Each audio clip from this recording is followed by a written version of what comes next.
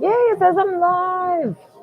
How's it going? Hopefully all is well with you and yours. I'm here at Starbucks today and I'm kind of bummed because they changed their mint tea recipe. So I don't even want to drink my tea.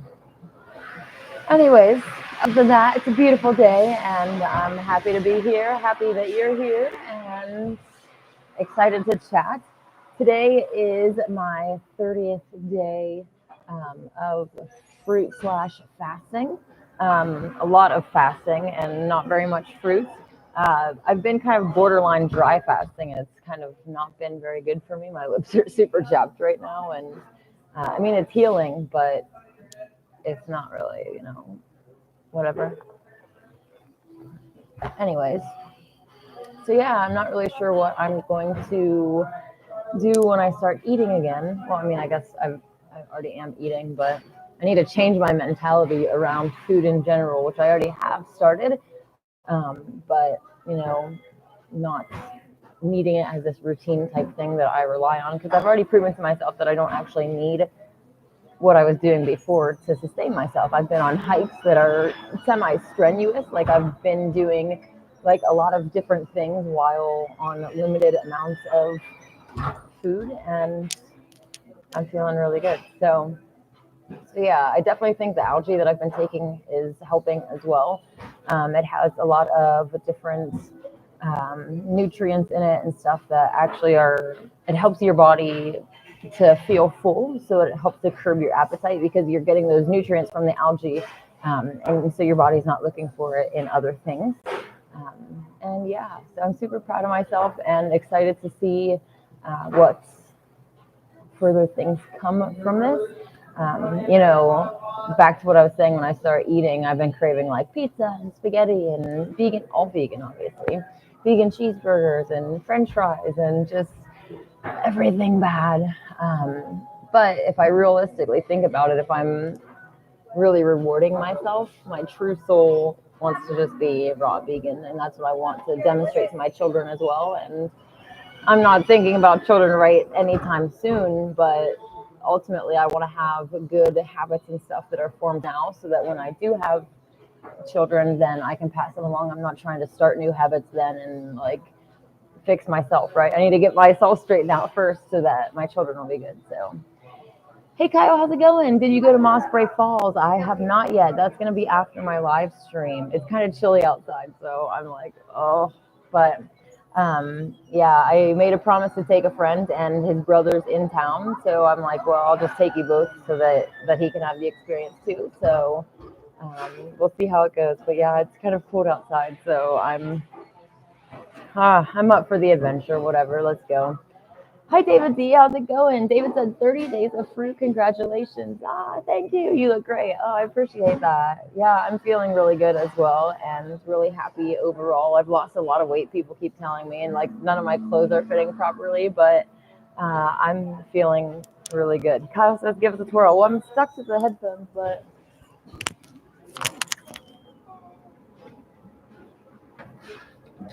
I can't get that far.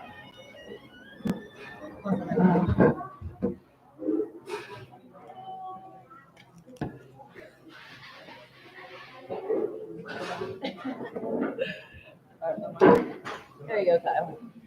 Hey, Dave, how's it going? Woohoo, what an accomplishment. Oh, can you even hear me? I don't have the headphones. All right. All right.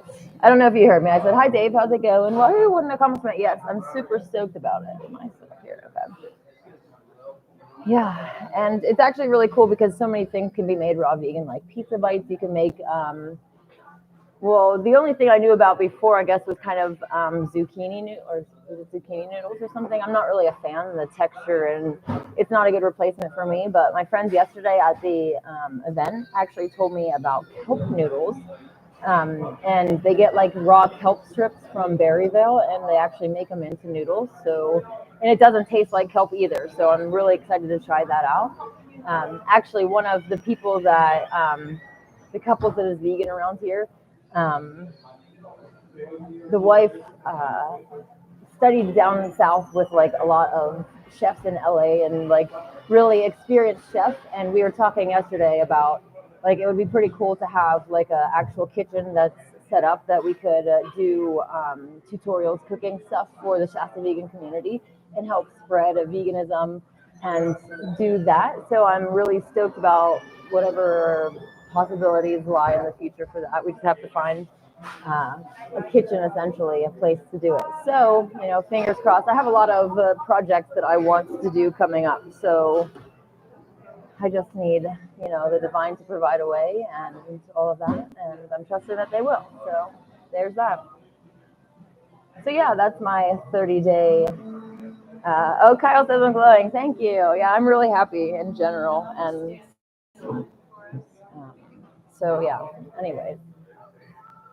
The other thing that I was going to talk about is let's talk about the Golden Age first, because there's a lot of things to be talking about in the Golden Age, but specifically in this video, I wanted to talk about how the Golden Age isn't just for humans. I mean, when it comes to me, I'm primarily focused on making a Golden Age for the cows, and we get to be a part of it as well, but like shut the door. We're going to be like just making sense. I'm very focused on the cows because we've been doing so much damage to them, and I absolutely love cows. But like basically making this world a paradise for the animals and also humans as well. But the animals that we know about aren't the only animals under the dome, right? There are dragons, there are Nakash, the snakes. Well, we already know about snakes, but I'm talking about the snakes that are further down that we don't know about. The bigger snakes, the whatever, the ones that are hiding from us. The Jinn. All of these species are under the dome too, and they want a better, well, I guess I should say there are different groups, right? Not every soul that comes here that's in human form wants to make the world better. Not every soul that comes here in Jinn form wants to make the world better, right? Obviously, everyone has free will, and there are some of us that came in to fight for the light, and some of us that came in to fight for the darkness, right? Like a chess game, there's this light and dark battle that's going on, essentially for control over this world, for, you know,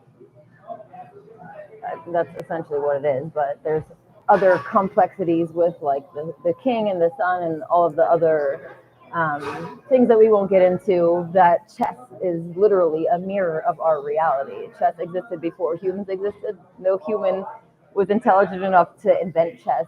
It was made by, you know, the gods before this world was even created, because this world is literally designed off the game of chess. You have the four towers and the four corners. Well, we have the four towers and the four corners here, right?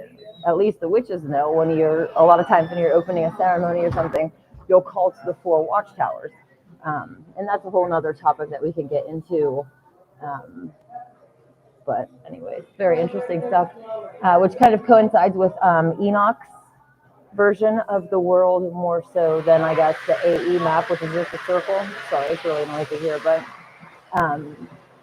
yeah, the Book of Enoch, if you haven't read it, is really interesting. It talks about how he went to the ends of the earth, and he actually got to see how the sun and moon enter into our world through all these portals, through different portals during the different seasons. So it would create different seasons, right? Like when it's the summer in the north, the sun is more directly on top of us, and when it's the winter in the north, the sun is moving farther away from us. It's more, you know, over the southern hemisphere area. So very interesting stuff. I love talking about flat Earth, but anyways, the whole point was that the Golden Age is not just for us.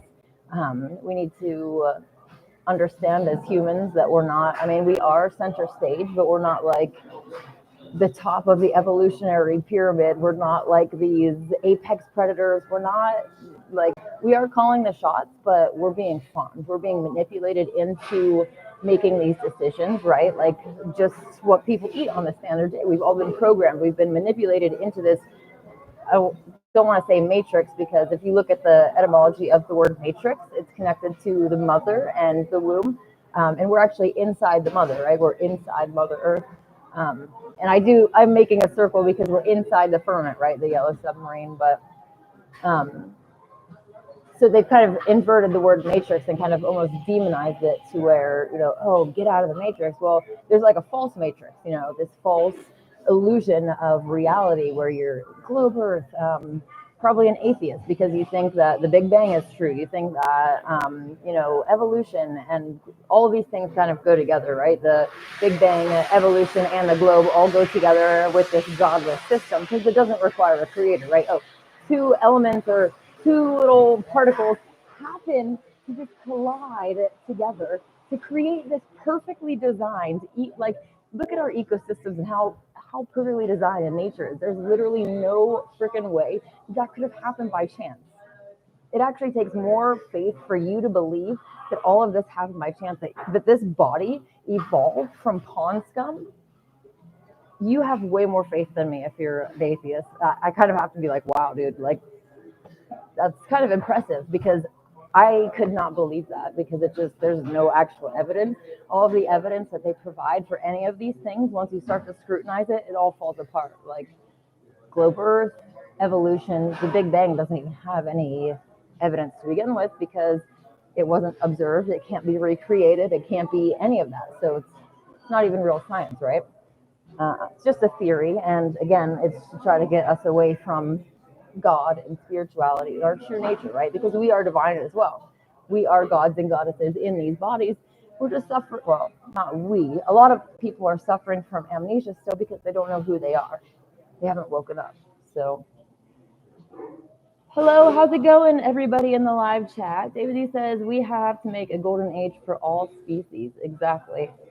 So, however that's going to look, we just have to all stop being so human focused. Humans are always like, oh, humans are suffering and all this stuff. Like, even, especially, I've been involved more in the Buddhist circles, like in their Facebook groups and stuff, and they're all like, oh, we got to end suffering, end human suffering. It's always about humans. It's like, you guys, yeah, humans are important, and they're the ones that we empathize most. Well, not everybody, I guess. A lot of people empathize with animals more than humans, but because of the connection that we're in the same types of bodies, we empathize more easily, usually, with our own species. So we're focused on us. And it's like, oh, well, it doesn't matter if we kidnap, rape, and... Sorry, I didn't say that like right when this child walked in. It doesn't matter if we kidnap, rape, and murder every other species, right? Because we don't care about them. All that we care about is ending human suffering. But, as humans, if we're creating that suffering for others, we deserve it ourselves. Right? Do unto others as you would have them do unto you. And compared to what we're doing as only to the cows alone. And that, when you look at what is done to chickens, what is done to pigs, like all of these animals in the industry, it's absolutely evil. But like cows alone, we deserve so much worse than the New World Order for this. So we have to stop what we're doing so that we can, switch course and make that golden age. So hopefully you guys are on board with that. I know it kind of seems like a pipe dream, but realistically, like all that anybody needs to do is go vegan, and that takes us off of this New World Order path onto the other. It's kind of ironic because they say, oh, veganism's the New World Order diet. It's like reverse psychology to get you to keep going on that path, to keep eating the flesh, because you're fueling the New World Order by doing that. Every time that you pay someone to enslave a cow, a pig, a chicken, anything that you're trying to eat, you're paying for your own enslavement, right? You enslave, you get enslaved. It's so simple. Like a child could understand this. It's just whatever you put out, you get back. And that's fair, right? So we have to stop making these evil choices so that we can change the world around us. We've made this bed, so we can either lie in it or we can get up and start cleaning it up and make a new bed. That's what I'm trying to do. Hey, Aspect 761, how's it going? Hi, friends. Sorry I'm late. That's okay. Better late than never, right? Kyle says, take all pieces needed to make a watch, put them in a box, and shake it until a perfectly working watch is created. That's the Big Bang Theory. Exactly, yep. And then even with evolution, I posted before about how Dr. Lenski observed over 60,000 generations of E. coli and didn't find any new species being formed. All of your transitional fossils have been faked, like combination of different, like baboon and human and ape. Like they've gone out of their way to made in China, right? How many actually are? There's a whole, there's quite a few articles and even YouTube videos and stuff about fossils and how many of them are actually made in China, and like how big the fake industry is for fake fossils. But yeah, and even more so than that, your DNA is self-healing. So a genetic engineer who wants to go and modify DNA, first of all, the DNA has to be broken to start messing with it, right? Because God's design has it like it's a perfectly designed system, and it's protecting itself. It's everything in this system that God made is just perfectly designed, and you have to break that to be able to go in and start fiddling around and messing with the genetics. So not only does it have to be broken, which means it's getting worse, right? When you break something, it's not getting better. If I throw my phone across the room and like whatever, it's not going to be getting better, right? It's going to be getting worse. So, um, so there's that, and not only does it have to be broken, but in order to keep transgenic elements in, like if they want to add from one thing, transgenic element is coming from another element or cells or whatever. They actually have to keep it under this artificial antibiotic selective pressure, which doesn't exist outside of a lab. So the whole point is, like Monsanto, for instance, they are known for genetically modifying their seeds. Year after year, they send out new seeds to their farmers. They don't allow them to reuse the seeds from last year because over time, those modifications get spat out. God's design literally says, you don't belong here, and starts going back to the normal design over time. Like, how cool is that? So this alone just disproves the whole theory of evolution because nothing can turn into another thing. So it just doesn't work. So anyways, that was exciting stuff. David D says exactly. Dr. Lenski demonstrated that speciation by mutation never happens. Yeah, and we've never observed it either, right? Like you've never seen a human that came from an elephant. I don't know why I just said that. A human that came from a monkey or ape or whatever, right? It's never been observed. So the whole idea, again, like if you can't observe something and you can't recreate it, you can't test it, how is that even science? You're just making things up and calling it science. That's pseudoscience, right? DNA testing of transitional fossils reveals they are all fake. Exactly. Monsanto modifications get spit out over time, so newly modified seeds must be used every year. Exactly. Yep. So that's a little bit of science for you guys. And it's really windy. I'm really hoping that the weather changes before this little excursion today. Kyle knows firsthand the fun little adventure at Moss Bray Falls, which is a really beautiful. Sorry, I'm trying to find the gospel, the infancy gospel that I wanted to read to you. Infancy gospel. Kyle says, "Never seen a fish become a lizard." Exactly. So yeah.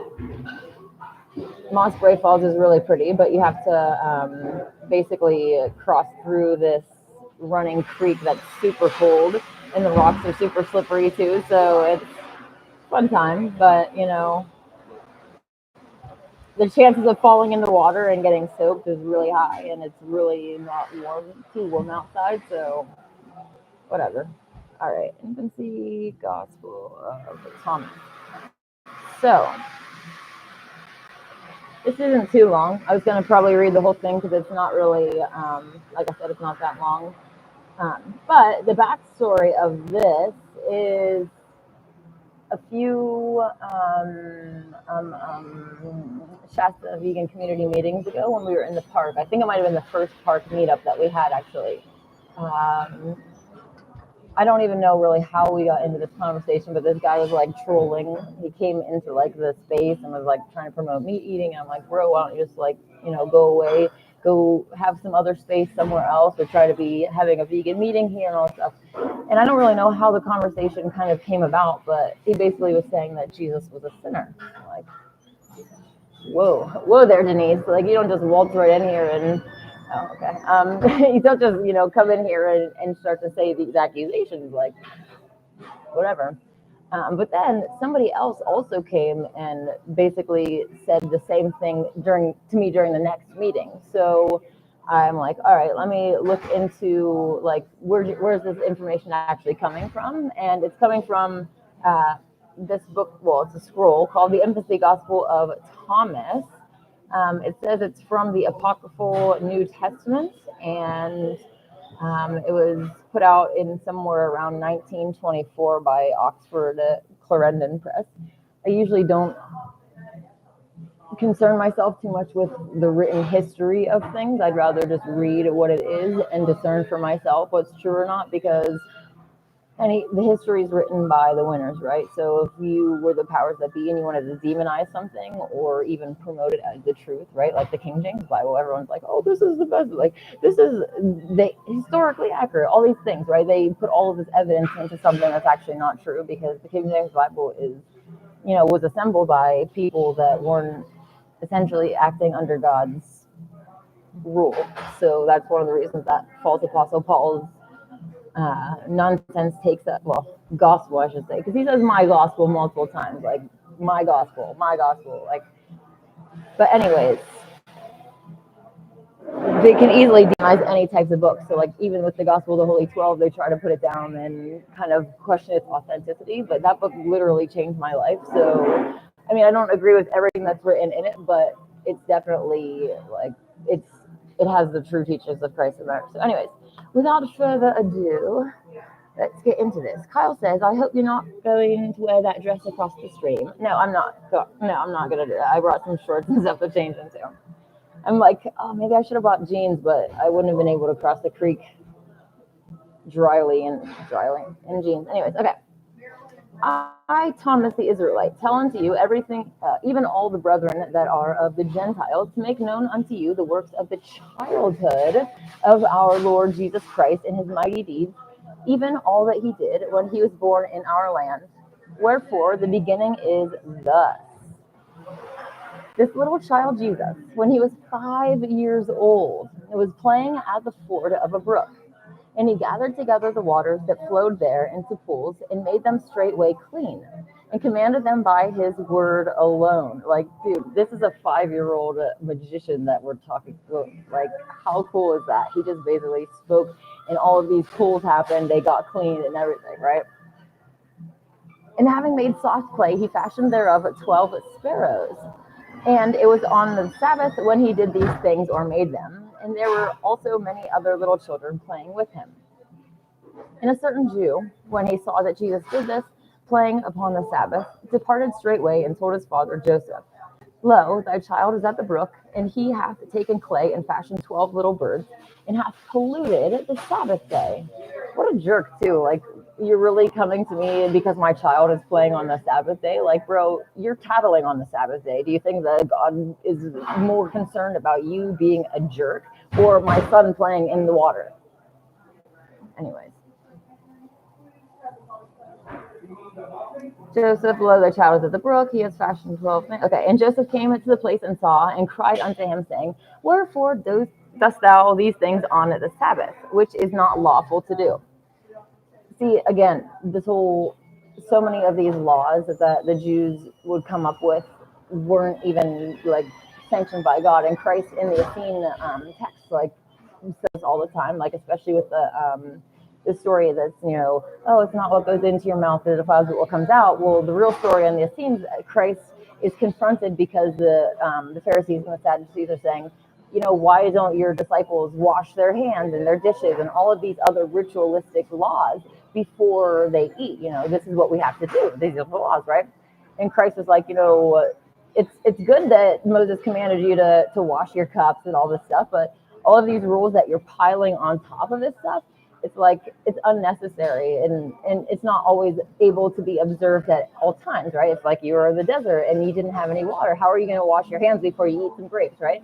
So it's like all of these laws that were piled on humans to just make life essentially miserable, and even what they observe today, right? Like, don't turn the electricity on the day, and they just go through a lot of things that, is God really like against us flipping on a light switch on the Sabbath, or is the actual heart and soul of the Sabbath to, set aside a different day that is, set aside, right, to focus on God and spiritual practices, and like abstain from all of these other things, which realistically you shouldn't be doing anyways, but like to fast or spend it all day in prayer. It's just the heart of the Sabbath is not to follow all of these legalistic rules. That's not what God is. That's not his character. whatever character is. Okay. So Joseph came and said, why are you doing on the Sabbath? But Jesus clapped his hands together and cried out to the sparrows and said to them, go. And the sparrows took their flight. How freaking cool. It went away chirping. And when the Jews saw it, they were amazed and departed and told their chief men what they had seen Jesus do. How cool is that? Like, also, your dad's like, hey, why are you making these birds? And you're like, what birds? And then they just start flying away. Like, this would be so cool to have this child. And I really hope that my future child is like this. So, all right. David D says, wow, Jesus was magical even as a child. I think there are stories maybe in the Quran or something that, like, when he walked, flowers would just spring up in his path as well. So it was really cool. That actually might also be in some of the Essene texts, now that I think about it. Okay. But the son of Annas, the scribe, was standing there with Joseph, and he took a branch of a willow and dispersed the waters which Jesus had gathered together. And when Jesus saw what was done, he was wroth and said unto him, O evil, ungodly, and foolish one, what hurt did the pools and the waters do thee? Behold, now also thou shalt be withered like a tree, and shalt not bear leaves, neither root nor fruit. And straightway that lad withered up wholly. But Jesus departed and went unto Joseph's house. But the parents of him that was withered took him up, bewailing his youth, and brought him to Joseph, and accused him, quote, for that thou hast such a child which doeth such deeds. So this is one of the reasons that they basically try to say that Jesus was, I don't want to even say Jesus, I like to call him Christ because Jesus wasn't his name, but that Christ was a sinner because of, he just cursed this child to die, essentially. So after that, again, he went through the village, and a child ran and dashed against his shoulder. And Christ was provoked and said unto him, thou shalt not finish thy course. And immediately he fell down and died. But certain, when they saw what was done, whence was this young child born? They said this. It doesn't have quotes in here for some reason. Whence was this young child born? For that every word of his is an accomplished word. Every single thing. It's like the word abracadabra, right? Like, as I say, I create as I speak. This is like being completely, fully in tune with that higher self, that true self that has that kind of power, just immediate manifestation of anything that you say. So, very cool. And the parents of him that was dead came unto Joseph and blamed him, saying, thou that hast such a child, canst dwell with us in the village? Or do thou teach him to bless and not curse? For he slayeth our children. These parents or people were actually coming and be like, whoa, you guys either need to leave or teach your child to stop cursing our kids because they're dying when they play with them. And Joseph called the young child apart and admonished him, saying, quote, wherefore dost thou do such things, that these suffer and hate us and persecute us? But Jesus said, I know that these thy words are not thine.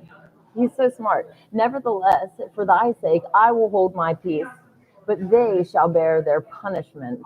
Like, he knew that it wasn't even coming from Joseph. So yeah. And straightway they that accused him were smitten with blindness. And they that saw it were sore afraid and perplexed, and said concerning him that every word which he spake, whether it were good or bad, was a deed, and became a marvel. And when they saw that Jesus had it so done, Joseph arose and took hold upon his ear and wrung it sore. And the young child was wroth and said unto him, it sufficeth thee to seek and not to find, and verily thou hast done unwisely. Knowest thou not that I am thine? Vex me not. Woo, this is a 5-year-old. Whew. Mercy. Okay. Now a certain teacher, Zacchaeus by name, stood there and heard in part when Jesus said these things to his father, and he marveled greatly that being a young child he spake such matters. And after a few days he came near unto Joseph and said unto him, thou hast a wise child, and he hath understanding. Come deliver him to me, that he may learn letters. And I will teach him with the letters all knowledge, and that he salute all the elders and honor them as a grandfather and father, and love them of his own years. And he told him all the letters from Alpha even to Omega. clearly without much questioning.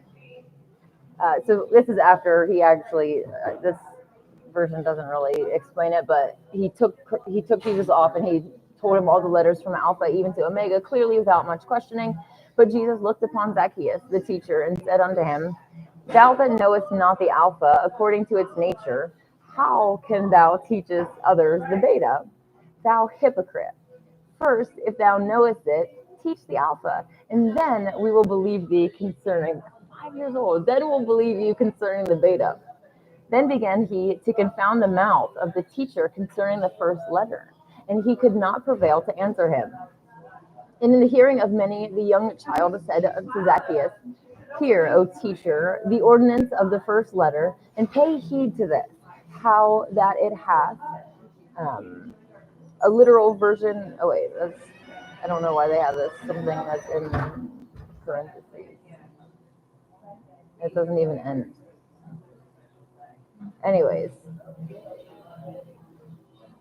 Oh, how it has lines and a middle mark, which thou seest, common to both, going apart, coming together, raised up on high, dancing, of 3 signs, like a kind, balanced, equal in measure, without hast the rules of the Alpha. So this is kind of, in parentheses, it actually says it's unintelligible in these texts, but basically he went in and explained all of these esoteric meanings of the Alpha and how it was like created and all of these symbols inside the actual letter itself that reflect back on these esoteric meanings and everything. Now, when Zacchaeus the teacher heard such and so many allegories of the first letter spoken by the young child, he is perplexed at his answer and his instruction being so great, and said to them that were there, Woe is me, wretched that I am confounded. I have brought shame to myself by drawing to me this young child. Take him away, therefore, I beseech thee, my brother Joseph. I cannot endure the severity of his look. I cannot once make clear my word. This young child is not earthly born. This is one that can tame even fire. Be like this is one begotten before the making of the world. What belly bare this? What womb nurtured it? I know not. Woe is me, O my friend, he putteth me from my sense. I cannot follow his understanding. I have deceived myself. Thrice wretched man that I am. I strove to get me a disciple, and I found to have a master. I think, O my friends, upon my shame, for that being old I have been overcome by a young child, and I am even ready to faint and to die because of the boy, for I am not able at this present hour to look him in the face. I'm like beaming over here. Can you imagine if that was your child? Like, I would be so proud. Okay.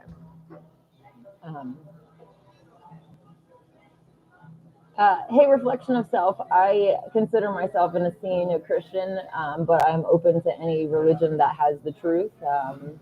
And I don't believe that God wrote the Bible, no. So anyways, David says, this young child is not earthly born. He knew exactly. Imagine a young child saying this. Yeah, it's really crazy. And when all the men say that I have been overcome by a little child, what have I to say? And what can I tell concerning the lines of the first letter, whereof he spake to me? I am ignorant, O my friends, for neither beginning nor end of it do I know. Wherefore, Joseph, I beseech thee, my brother, take him away into thine house, for he is somewhat great, whether God or angel, or what I should call him, I know not. And as the Jews were counseling Zacchaeus, the young child laughed greatly and said, Now let those bear fruit that were barren, and let them that see that were blind in the heart. I am come from above that I may curse them and call them to the things that are above, even as he commanded, which hath sent me for your sakes. And when the young child ceased speaking, immediately all they were made whole which had come under his curse. And no man after that durst provoke him, lest he should curse him and should be maimed. Wow. So I mean, he did undo all of the other stuff, the other cursings. It didn't raise the kids back from the dead, but there is some. He's very wise. So it's kind of like two conflicting things, because at one point you want to be like, oh well, maybe he's like a little child that doesn't know any better, and like someone bumped into him and he's like curse you, whatever. But then in the next breath, he goes in and teaches all of these esoteric teachings of the alphabet and such profound teachings in other manners. So it's kind of like there's got to be a deeper meaning if these are true, right? I mean, I'm not saying everything in this is true. I'm just reading you the information because I've heard this allegation now. The story of he without sin cast the first stone. That was what originally came up, and they were saying, "Oh, he wouldn't cast the stone because he was a sinner because he killed people." But also from my understanding of the actual situation, it was a woman who was found in adultery, and according to the law, you actually are supposed to be punishing both the male and the female that were caught doing the evil. You're not supposed to just punish one and the other just gets away with it, right? Like they were both doing something wrong, so they both get punished for it. And so it was a bit of a trap to basically, she was caught in adultery. So, by law, she should be punished. I don't agree with the law, I'm saying. But the fact that the one that was with her wasn't there too, it's like, it's an unfair, like it's against the law. So it was kind of like this trap that they were trying to ask him what he should do. And he's like, whoever's without sin cast the first stone. So,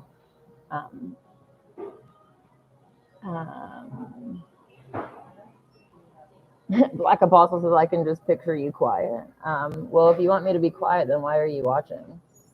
This is literally a live stream. Anyways, let's just finish this up really quick. There's not very much left. Now, after certain days, Jesus was playing in an upper story of a certain house, and one of the young children that played with him fell down from the house and died.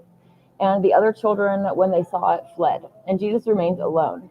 And the parents of him that was dead came and accused him that he had cast him down. They said, why did you kill our child, right? And Jesus said, I did not cast him down, but they reviled him still. Then Jesus leapt down from the roof. Dude, first of all, the kid that just did this died, right? And Jesus just like, whatever, cool. Okay. And Jesus leaped from the roof and stood by the body of the child and cried with a loud voice, saying, Zeno, for that was his name, arise and tell me, did I cast thee down? And straightway he arose and said, Nay, Lord, thou didst not cast me down, but didst raise me up. He literally raised this kid from the dead to say, did I kill you? But anyways, pretty cool. And when they saw it, they were amazed, and the parents of the child glorified God for the sign which had come to pass, and they worshipped Jesus. After a few days, a certain young man was cleaving wood in the neighborhood, and the axe fell and cut in sunder the sole of his foot. And losing much blood, he was at the point to die. And when there was a tumult and concourse, the young Jesus child also ran thither, and by force passed through the multitude, and took hold upon the foot of the young man that was smitten, and straightway it was healed. And he said unto the young man, Arise now, and cleave the wood, and remember me. But when the multitude saw what was done, they worshipped the young child, saying, Verily the Spirit of God dwelleth in this young child. Now when he was 6 years old, his mother sendeth him to draw. That all happened when he was 5. Wow. His mother sendeth him to draw water and bear it unto the house, and gave him a pitcher. But in the press he struck it against another, and the pitcher was broken. But Jesus spread out the garment which was upon him, and filled it with water, and brought it to his mother. And when his mother saw a garment, he filled a garment with water. 6 years old, how smart this kid is. Oh, I could just hope that my child is like this. Okay. And when his mother saw what was done, she kissed him, and she kept within herself the mysteries which she saw him do. So how much more did she get to see him do than others didn't? She kept quiet. Probably a good reason to as well, because, in this world, it's not safe for you start doing kind of magic tricks and all these other kinds of stuff. It's going to bring on positive and negative attention. So Again, in the time of sowing, the young child went forth with his father to sow wheat in their field. And as his father sowed, the young child of Jesus sowed also one corn of wheat. And he reaped it and threshed it and made thereof 100 measures from one seed. And he called all the poor of the village unto the threshing floor and gave them the wheat. So this is saying when he was 6 was the first time that he started feeding the multitudes, essentially. So, it's so cool. And Joseph took the residue of the wheat. He just took what was left over. And he was 8 years old. Oh, when he wrought this son. So that was 8 years old. Okay. Now his father was a carpenter and made at that time plows and yokes. And there was required of him a bed by a certain rich man that he should make it for him.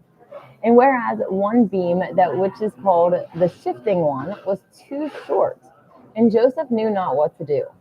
The young child Jesus said to his father Joseph, lay down the 2 pieces of wood and make them even at the end next to thee. And Joseph did as the young child said unto him. And Jesus stood at the other end and took hold upon the shorter beam and stretched it and made it equal with the other. And his father Joseph saw it and marveled and embraced the child and kissed him, saying, happy am I, for God hath given me this young child. But when Joseph saw the understanding of the child and his age, that it was coming to the full, he thought to himself again that he should not be ignorant of letters. And he took him and delivered him to another teacher. And the teacher said unto Joseph, first I will teach him the Greek letters, and after that the Hebrew. So the teacher knew the skill of the child and was afraid of him. Notwithstanding, he wrote the alphabet, and Jesus pondered thereon a long time and answered him not. And Jesus said unto him, if thou be indeed a teacher, and if thou knowest the letters well, tell me the power of the alpha, and then will I tell thee the power of the beta. And the teacher was provoked and smote him on the head. And the young child was hurt and cursed him, and straightway he fainted and fell to the ground on his face. And the child returned unto the house of Joseph, and Joseph was grieved, and commanded his mother, saying, let him not forth without the door, for all they die that provoke him to wrath. Oh, that's funny. And after some time, yet another teacher, which was a faithful friend of Joseph, said unto him, bring the child unto me to the school. Peradventure I may be able to cockering him to teach him the letters. That was weird. And Joseph said, if thou hast no fear, my brother, take him with thee. And he took him with him in fear and much trouble of spirit. But the young child followed him gladly. And going with boldness into the school, he found a book lying upon the pulpit, and he took it and read not the letters that were therein, but opened his mouth and spake by the Holy Spirit, and taught the law to them that stood by. And a great multitude came together and stood there hearkening, and marveled at the beauty of his teachings and the readiness of his words, in that being an infant he uttered such things. But when Joseph heard it, he was afraid and ran unto the school, thinking that his teachers were also without skill or smitten by infirmity. But the teacher said unto Joseph, know, my brother, that I received this child for a disciple, but he is full of grace and wisdom. And now I beseech thee, brother, take him unto thine house. And when the young child heard that, he smiled upon him and said, forasmuch as thou hast said well, and hast borne right witness, for thy sake shall he also that was smitten be healed. And with force the other teacher was healed, and Joseph took the young child and departed into the house. And Joseph sent his son James the Just, which the historians like Josephus and I think Flavinius is what their name is, actually say that James the Just, the brother of Christ, was wholly from the womb. He didn't have any flesh or any strong drink, and that's where I got the holy from the womb idea for my future child. And it definitely makes sense that if the mother and father did that for one of their children, they would be doing it for all of their children. Why would you have 2 children and you're like, oh honey, you can eat whatever junk you want, and you're like, nah, you have to only eat fruit? It's like, what parent would do that? That's stupid. Anyways, and Joseph sent his son James to bind fuel and carry it into his house. And the young child Jesus also followed him. And as James was gathering of faggots, a viper bit the hand of James. And as he was sore, afflicted, and ready to perish. Jesus came near and breathed upon the bite, and straightway the pain ceased, and the serpent burst, and forthwith James continued whole. Like, how cool that he got to save his brother from dying, and that bond that would like be created between them for that. They say that James the Just was actually the one that carried on the teaching of Christ and started like the church and all this had a huge following after Christ died. And, obviously he gets kind of swept under the rug, and Paul is the Roman asset who infiltrates and corrupts and takes over. And that's why, Paulianity is so much of the Bible. Whereas, James would teach the law. James taught righteousness. He taught that you had to do right. And Paul, basically says, you can eat whatever you want, and all of these other just false things in his gospel and all that stuff. So different story, different day. Let's just finish this up. And after these things in the neighborhood of Joseph, a little child fell sick and died, and his mother wept sore. And Jesus heard that there was a great mourning and trouble, and he ran quickly and found the child dead. And he touched his breast and said, I say unto thee, child, die not, but live, and be with thy mother. And straightway it looked up and laughed. And he said to the woman, take him up and give him milk, and remember me. Ooh, I'm getting a little teary-eyed here. And the multitude that stood by saw it and marveled, and said, of the truth, this young child is either a God or an angel of God, for every word of his is a perfect work. And Jesus departed then and was playing with other children. So yeah, it's actually almost over, but I'll just finish it out. There's only two more little paragraphs here. And after some time, there was a work of a building, and there came a great tumult, and Jesus rose and went thither. And he saw a man lying dead, and took hold of his hand, and said, Man, I say unto thee, arise and do thy work. And immediately he arose and worshipped him. And when the multitude saw it, they were astonished, and said, This young child is from heaven, for he hath saved many souls from death, and hath power to save them all his life long. And when he was 12 years old, this is going to sound a little bit familiar to the people that are familiar with the Bible, his parents went according to the custom of Jerusalem to the feast of the Passover with their company. And after the Passover, they returned to go unto their house. And as they returned to the child Jesus went back to Jerusalem. But his parents supposed that he was in their company. And when they had gone a day's journey, they sought him among their kinsfolk. And when they found him not, they were troubled, and returned again to the city, seeking him. And after the third day, they found him in the temple, sitting in the midst of the doctors, and hearing and answering their questions. It does say them in here, I don't know why. And all men paid heed to him, and marveled how that, being a young child, he put to silence the elders and teachers of the people, expounding the heads of the law and the parables of the prophets. And his mother, Mary, came near, and said unto him, Child, wherefore hast thou so done unto us? Behold, we have sought thee sorrowing. And Jesus said unto them, Why seek me? Know ye not that I must be in my Father's house? I like how it's like, I must be there. Like, he already knew his mission. Like, he knew he had to go in there and fight in the temple, right? He had to go and challenge these religious teachers and all of the status quo. Like, 12 years old, he's like, I must be in my Father's house. So cool. But the scribes and Pharisees said, Art thou the mother of this child? And she said, I am. And they said unto her, Blessed art thou among women, because God hath blessed the fruit of thy womb. For such glory and such excellence and wisdom we have neither seen nor heard at any time. And Jesus arose and followed his mother, and was subject unto his parents. But his mother kept in mind all that came to pass. And Jesus increased in wisdom and stature and grace.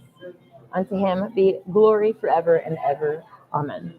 A little teary-eyed there at the end, because how awesome would that be if someone's like, God bless the fruit of your womb, and like, such a compliment. Okay.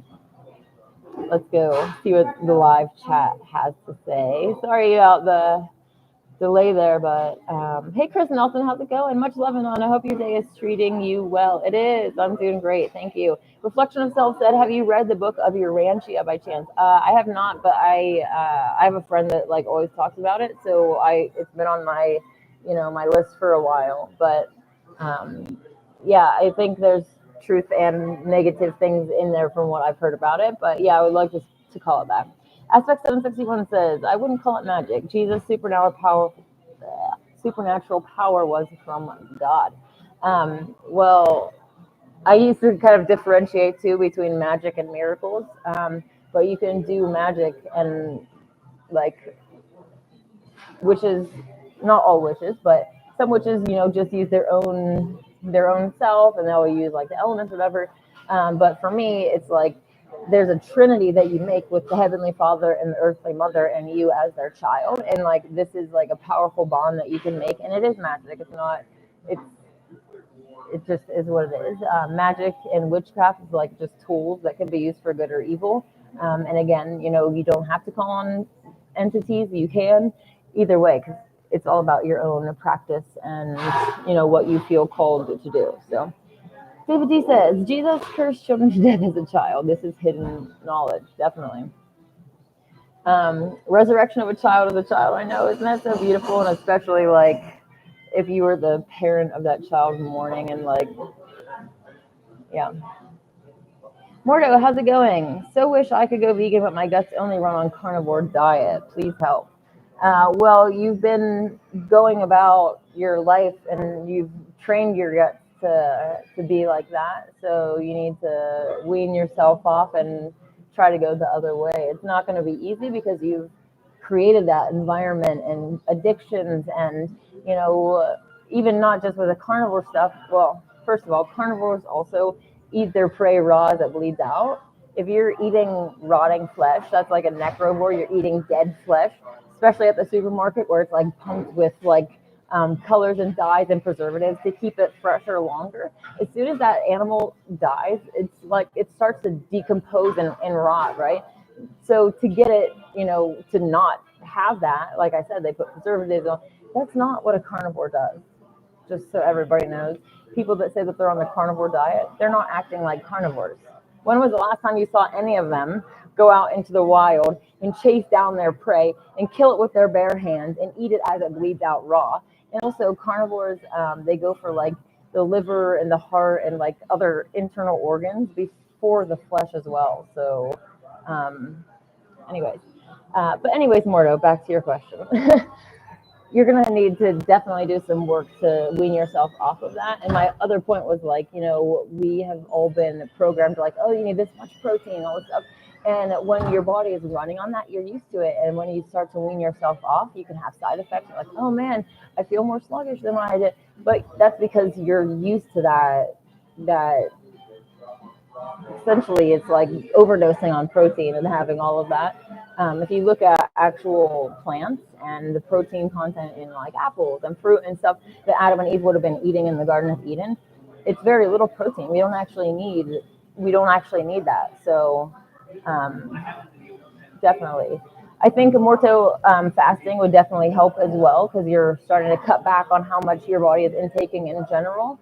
And over time, well, I'm hoping, I guess I can't really speak from experience, but I'm really hoping that my fasting is going to be changing my, my taste buds in what I want. I've actually kind of do have a little bit, like I've been seeing other things that I wouldn't have eaten before. I'm like, that kind of looks tasty. I might be willing to try that.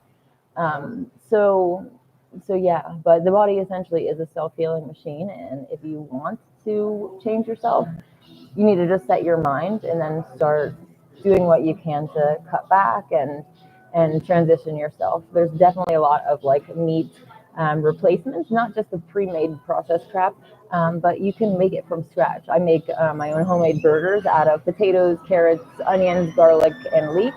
And there's like raw barbecue sandwiches made out of carrot shade. Like there's so much that you can make even just raw.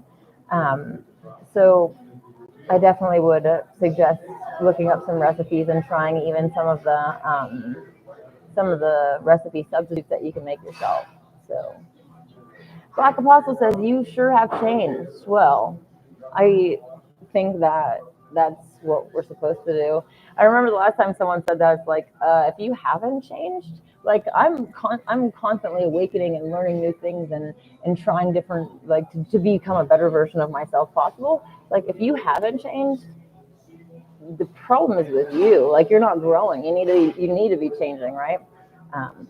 So yeah. David D says, Mordo, you're under demonic influence. No need to put rotting flesh in their mouth. It literally kills you. Meat is cancer. Meat is death. Exactly. Hello, Queenie Atrati. Is that how you say the name? BOC, the blood of Christ. Hopefully not. That's vampiric, isn't it? Anyways, I'm not really sure what. Okay, David says the fallen control our governments, control our world. Yes. Reflection of self. I thought this was a live stream about 30-day fruit eating, but have a great day. You must have missed the beginning part because that's what I did talk about. There was multiple topics that were listed, so anyways, have a great day. Thanks for stopping by. All right, I'm probably gonna get off of here soon, but anyways, David says yes, the Earth is indeed flat and enclosed by God. Yes. Reptilians, clones, Nephilim hybrids. Yeah. The clone thing is a little bit out of hand at this point. People keep saying that everybody is a clone of everybody. First of all, a clone is an exact DNA match. So if you wanted to make a clone of me, you would take some. I shouldn't tell you, but I mean, obviously you don't have the resources, so it doesn't matter. But you just take a piece. You can take just a piece of your cells, and a genetic engineer could literally make a clone of you. It would be an exact DNA replica, and your DNA, your flesh, and your soul are combined. So wherever one goes, the other goes. You take a part of your skin, part of your soul is going with that. So your soul is what's going to be inhabiting that that clone, and it's going to be the same sex as you. Clones aren't different sexes.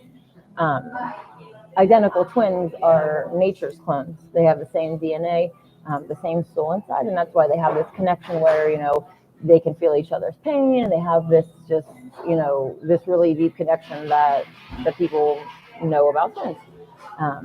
So yeah. Dave says it's all energy. Definitely is. And we all need to be putting better energy into it. Sorry, I'm really far behind on the live chat. Many species coordinate this anti-human matrix that is enslaving and corrupting us. We must seize control of this reality to make a pro-human golden age. Definitely. All right. Queen Trotty, I don't know if you keep saying blood of Christ, but I am not into blood magic or vampirism. And so, Tiffany says to Dave, more than energy, all physical matter is the mother, Sophia, right? Black Apostle says we should create a new signature. What do you mean? The Joker says, veganism is a modern day fad, not natural. You would starve without a grocery store and refrigerator. Proves it's not how humans are supposed to eat. So first of all, veganism is not a modern day fad at all. Not only were Adam and Eve vegan, but like Pythagoras was vegan. There's like so many different, they called it vegetarian back then because they ate vegetation. And now vegetarian has changed to mean that you can eat cheese and eggs and stuff that's not vegetation. So anyways, go back and check out the history of vegetarianism. Even Akhenaten, the first pharaoh that tried to promote monotheism, was actually promoting veganism, vegetarianism. So not modern day at all. And it's actually completely natural. Like humans are made to be frolicking in a Garden of Eden. What's not natural is paying someone to rape a cow into existence and then to force it onto a truck and to force it into a slaughterhouse, to slice it up, to dissect its body, to ship its body parts all over the world, to inject them with preservatives and all of this stuff to put into your supermarket. That's what's not natural, honey. Okay, so, and I would not starve without a grocery store. You're talking to someone who's basically been fasting, pretty much fasting all month. So also, one of my friends here has been like raw for a long time, and he knows a ton of places around town that has free fruit that you can just go and pick. So again, and furthermore, without a refrigerator, you know that how are you going to keep your meat without a refrigerator and a freezer? Like that's literally modern day nonsense. And yeah, ancestors did it, but they were also ignorant. We are at a time now where we're conscious, we're awakening, and we're realizing that what our ancestors did wasn't always the right thing. To follow blindly in traditions is not wise in any tradition. We need to be questioning everything and taking, an internal look at what is the right thing to do. And when it comes to eating the flesh of innocence, everybody knows deep down inside that it's wrong, regardless of the programming or any other excuses. So, yeah. There's also a article that says atherosclerosis affects only herbivores. So the fact that humans are affected by it shows that we're actually meant to be plant-based eating alone. God definitely made it so that our system can handle other stuff. But once you start putting in the other junk, even processed vegan food, anything processed or anything processed or cooked, it's taxing on the system. Every time that you eat flesh, that's taxing on your system. It literally prematurely ages you because it's this really complex structure that your body has to break down into smaller bits. So the whole destruction process actually ages you a lot. And then after it's all broken down, then you can start building up, as opposed to a fruit, right? You go pick up an apple. Apple's very simple. There's nothing that really needs to be broken down. So the breakdown process is very, very light and easy. It doesn't prematurely age you at all. So yeah. In all the animals that eat flesh, it's like, you guys are talking about being necrivores, right? Like there's roadkill on the side that somebody else killed. Now let's go and peck at it. That's not natural. Dude, Joker, I literally have an apple orchard, so I do pick apples. And like I said, my friend knows all of these other places. He literally just brought me a huge box of cherries yesterday for free. So you don't know what you're talking about. I don't know why you're trolling. I'm in a great mood today, and I don't want to deal with trolls. So why don't you just go and find somebody else to bother? Thank you. Black Apostle says, I hope you like duct tape. I hope you like sitting in timeout. Because I don't want to deal with this anymore. If you don't want to hear me talk, then don't come to my stream. Anyways. Thank you, David D. At the Joker, of course, fruit can be picked from a tree. Enough of your anti-vegan nonsense. You get your flesh from a grocery store. Exactly. So, anyways, I'm gonna get off of here before these idiots ruin my day. Mordo says that while dyes chemicals are concerned, look at what they are doing to plants. I'd rather have an animal filter the glyphosate than eat them myself. You don't think that the animal flesh is like getting these toxins in it? Because what you eat, you become, right? So anything that animal is being fed, that's going to be making up the composition of their body. Like they're the building blocks of what the body becomes. So if you think that you're avoiding anything that they're literally consuming, you're not. So anyways, and also, Mordo, when it comes down to it, it's a moral thing. Veganism is about the animals. And again, inside that eating animals is wrong. So you just need to actually align your actions with your morals so that you're not being a hypocrite, right? Anyways, I've had a wonderful time with you people today. I hope that you have had a good time. I appreciate you coming on and look forward to catching up with you next week at the same time, same place. Have a wonderful week. May God and may God bless you.